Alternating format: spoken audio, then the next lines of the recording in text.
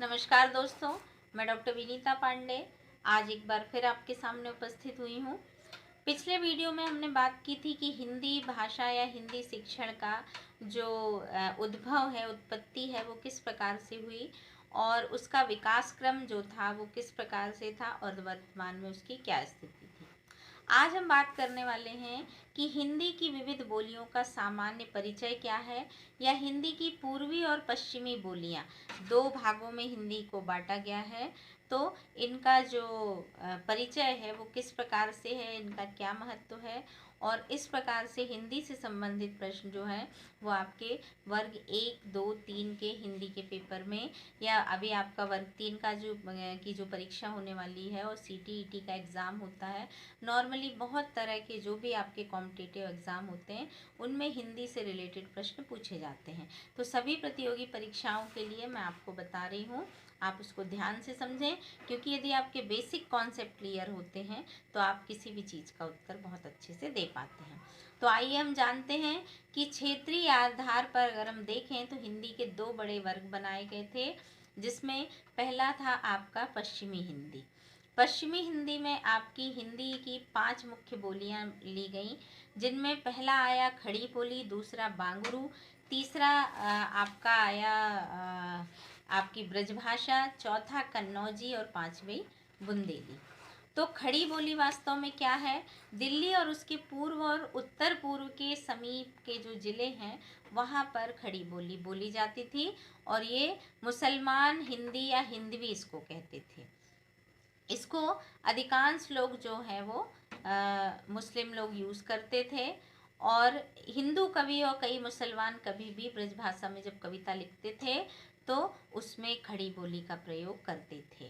और स्वामी दयानंद जैसे संतों ने भी जहाँ हिंदू की प्राचीन संस्कृति की ओर हिंदुओं का ध्यान आकर्षित किया, वहाँ पर उन्होंने जातीय एकता के लिए हिंदी भाषा को भी प्रधानता दी, क्योंकि हिंदी एक ऐसी बोली थी जिसको हिंदू, मुसलमान और सभी धर्म के लोग जो थे वो आसानी से समझ सकते थे। ईसाई धर्म प्रचारकों ने भी इसी भाषा को अपनी धर्म प्रचार का साधन बनाया, और जातीय पुनरुत्थान के उस काल में देशभक्ति की भावना से ओतप्रोत अगर हम देखें तो भारतेंदु जैसे कवि जो हुए, उन्होंने अपनी जो लेखन शैली थी उसको खड़ी बोली में ही किया। तो इस प्रकार से बाद में इस भाषा ने ब्रजभाषा का स्थान ग्रहण कर लिया। तो इस प्रकार से हमने जाना कि खड़ी बोली जो है वो दिल्ली के आसपास के क्षेत्रों से हुई, और गुजरात होते हुए और भी तरह की जो उस आसपास के क्षेत्र हैं उसमें फैली, और खड़ी बोली में सत्यार्थ प्रकाश की रचना भी हुई। ये बहुत बड़ी बात थी कि स्वामी दयानंद ने इसको वो किया। इसके बाद आई आपकी बांगरू। ये शब्द बांगर से निकलता है, जिसका अर्थ होता है कि ऊबड़ खाबड़ या ऊंची नीची भूमि। दिल्ली के उत्तर पश्चिम की भूमि यहाँ इसी प्रकार की थी, और इसका प्राचीन नाम जो था वो सारस्वत देश कहलाया था। हिसार जिले में हरियाणा एक स्थान है जिसको पटियाला या हरियाणी भी कहते हैं। तो वहाँ से रोहतक, करनाल, नाभा, पटियाला, ये सारी चीज़ें जो ज़िले के जितने भी पूर्वी भाग थे वहाँ पर पूर्वी भाग में बांगरू भाषा जो है वो बोली जाती थी, और जाटों का प्रदेश होने के कारण इसको हम जाटू भाषा भी कहते हैं। दिल्ली में चमार का काम करने वाले लोग भी जो थे वो इस भाषा को बोलते थे, इसलिए इसको चमरुआ भाषा भी व बोली भी कहा जाता था। इसके बाद आई आपकी ब्रजभाषा। आदर्श ब्रजभाषा जो थी वो आपकी ब्रज प्रदेश की है, किंतु ब्रजभाषा का क्षेत्र जो था वो काफ़ी विकसित था। तो ये विकसित होने के कारण उत्तर प्रदेश के आगरा, अलीगढ़, एटा, मथुरा, मैनपुरी, बुलंदशहर, बदायूं, बरेली, हरियाणा का गुड़गांव, राजस्थान के धौलपुर, भरतपुर, इस तरह का जो क्षेत्र था, और मध्य प्रदेश में आपका ग्वालियर, इन जगहों पर ये जो भाषा थी ब्रजभाषा ये बोली जाती थी। और खड़ी बोली के अकारांत शब्द ब्रजभाषा के औकारांत या ओकारांत हो जाते थे। तो यहाँ पर भला, ब्रज, भलो, भलो, मतलब आ की मात्रा को यहाँ पे औ और ओ की मात्रा लगा दी जाती थी। अकारांत संज्ञा शब्द जो था ब्रज की कुछ बोलियों में, जिनका क्षेत्र जो होता है वो खड़ी बोली में मिला रहता है, वहाँ पर वो आ की मात्रा को ओ की मात्रा में यूज़ करके पढ़ते हैं। फिर आई आपकी कन्नौजी भाषा। तो कन्नौजी जो थी वो उत्तर प्रदेश के फर्रुखाबाद जिले के एक प्रसिद्ध ऐतिहासिक नगर है वहाँ पर कन्नौज। और ये शब्द कान्यकुब्ज से उत्पन्न हुआ, क्योंकि कन्नौजी लोग जो वहाँ पे कान्यकुब्ज ब्राह्मण जो होते थे वो बहुत ही बहुतायत में होते थे। और ये उत्तर प्रदेश के फर्रुखाबाद, इटावा, शाहजहाँपुर, पीलीभीत, हरदोही के पश्चिम भाग और कानपुर के जिलों में बोली जाती थी। इनमें ब्रज में बहुत कम अंतर होने के कारण कन्नौजी का जो साहित्य था वो ब्रज भाषा के अंतर्गत ही गिना जाता था। तो इस प्रकार से ही उत्तर प्रदेश की कन्नौजी भाषा जो थी वो भी पश्चिमी हिंदी में बोली जाती थी। फिर आती है आपकी बुंदेली। ये बुंदेलखंड की बोली थी और इसको राजपूतों के कारण इसका नाम बुंदेलखंड पड़ गया था। मध्य प्रदेश के भोपाल, ग्वालियर, ओरछा, आपका सागर, नरसिंहपुर, होशंगाबाद जिलों में ये बोली जाती थी। और उत्तर प्रदेश के झांसी, हमीरपुर, जालौन आदि जिलों में भी ये बोली जाती थी। बुंदेली कवियों ने क्षेत्रीय शब्दों का बहुत प्रयोग किया और इनका प्रयोग सामान्यतः साहित्य भाषा में नहीं होता था।